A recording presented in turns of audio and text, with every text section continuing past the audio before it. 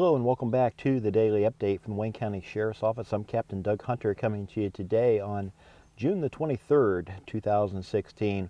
Well, you've heard the phrase undoubtedly Flashback Thursday, and that's a little bit of what today is going to be about. You see, I'm going to talk about a case that started off in January of 2015 involving more or less the abduction and sexual assault of a 12-year-old girl from the Shreve area. First of all, I'm going to let Detective Alex Abel give you a brief outline of that case, and then I'll tell you just a little bit more. Last year, deputies were requested to respond to the Shreve area in reference to a 12-year-old girl that had gotten into an argument with her parents. During that argument, she left her residence on foot, and while she was walking along the roadway, she was picked up by a male subject and taken back to his house, where she then reported that she was sexually molested. Through the case, we developed DNA leads, which in turn led to a suspect. When I interviewed the suspect, he at one point in time asked me if I ever knew what it was like to counsel a child.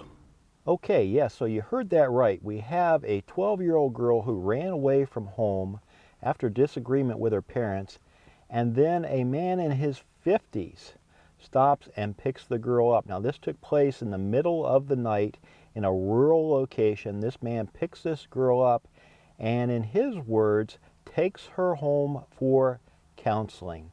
Now, is there anybody out there that thinks this is appropriate?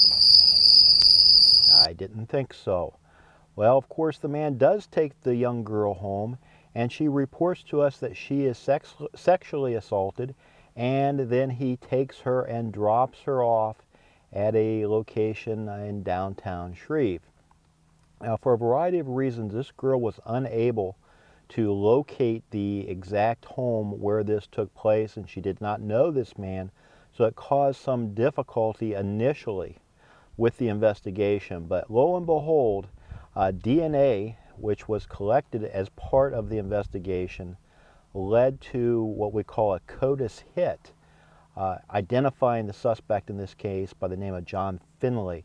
You see, Mr. Finley was is a convicted felon, so his DNA was in a national database, and that DNA led us to him as the primary suspect or only suspect in this case. Now, he was out on parole at the time that this case took place, and as the case unfolded, charges were filed against him as a result of this sexual assault.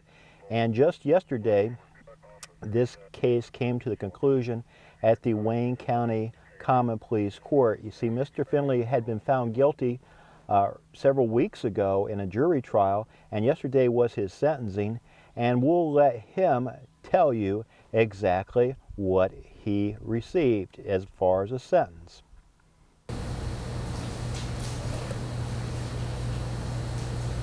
"10 years to life." Yes, that is correct, Mr. Finley. 10 years to life in prison as a result of this sexual encounter you had with this 12-year-old girl. I certainly hope you found that encounter enjoyable enough to spend the next 10 years to the rest of your life in prison. Just think about that for a moment. A brief sexual encounter with a young girl, now 10 years to life in prison. That's what you get for that. Now, a special word of thanks to everybody involved in this case. The initial deputies that responded to this case took a very thorough concern in it and did a great job. It was followed up by the folks at the Worcester Community Hospital, SANE. The sexual assault team there collected the evidence, which led to that evidence being analyzed by the folks at BCI, the Bureau of Criminal Investigation for the state of Ohio, who made the match of the DNA with the CODIS database. And then, of course, to the Wayne County Prosecutor's Office, who prosecuted this case through a trial, a jury trial, and then, of course, to Judge Spittler, who issued out the sentencing. I think it's a great job by everybody, and it should certainly send a message to any would-be offenders that if you violate against any of the children here in Wayne County, there's a group of people, not just one or two, but a whole team effort that is going to be coming down on you to make sure that justice is served. So if you're thinking about violating against a child in Wayne County, please think again. Make sure that you're willing to spend a significant amount of time in prison as a result of your actions. So that's what I have for everybody today. I want to remind everybody to think a little more of others and a little less of yourself, and things will be a whole lot better right here in Wayne County, Ohio.